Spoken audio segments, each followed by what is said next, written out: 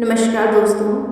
आज की कहानी एक छोटी सी सीख देने वाली कहानी है। कहानी का शीर्षक है जीवन का आनंद। बहुत समय पहले की बात है, जब सिकंदर अपनी शक्ति के बल पर दुनिया भर में राज करने लगा था, तो उसे अपनी ताकत पर इतना गुमान होने लगा था कि अब वह अमर होना चाहता था।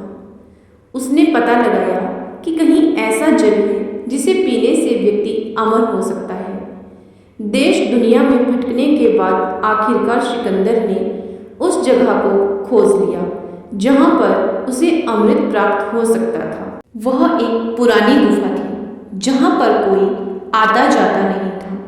देखने में वह बहुत डरावनी लग रही थी, लेकिन सिकंदर ने एक जोर की सांस ली और गुफा में प्रवेश कर गया।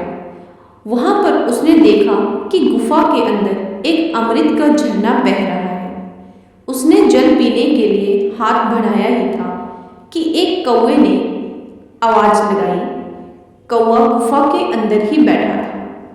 कौवा जोर से बोला, ठहर, रुक जा, यह भूल मत करना। सिकंदर ने कौवे की तरफ देखा। वह बड़ी ही दयनीय अवस्था में था।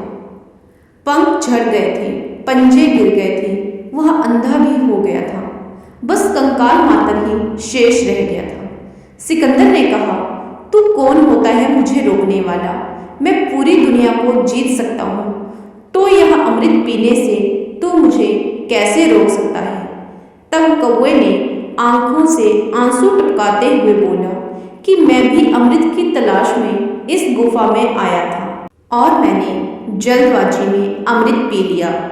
अब मैं कभी मर नहीं सकता, पर अब मैं मरना चाहता हूँ, लेकिन मर नहीं सकता। देख लो मेरी हालत। कौवे की बात सुनकर सिकंदर देर तक सोचता रहा। सोचने के बाद फिर बिना अमृत पिए ही चुपचाप गुफा से बाहर वापस लौट आया। सिकंदर समझ चुका था कि जीवन का आनंद उस समय तक ही रहता है जब तक हम उस आनंद को भोगने की स्थिति में होते हैं। सीख, जीवन में हमें हमेशा खुश रहना चाहिए। हमें कभी भी खुश रहने के लिए बड़ी सफलता या समय का इंतजार नहीं करना चाहिए, क्योंकि समय के साथ हम बूढ़े हो जाते हैं और फिर अपने जीवन का असली आनंद नहीं उठा पाते। धन्यवाद दोस्तों। आशा करती हूँ कहानी आपको बहुत पसंद आएगी।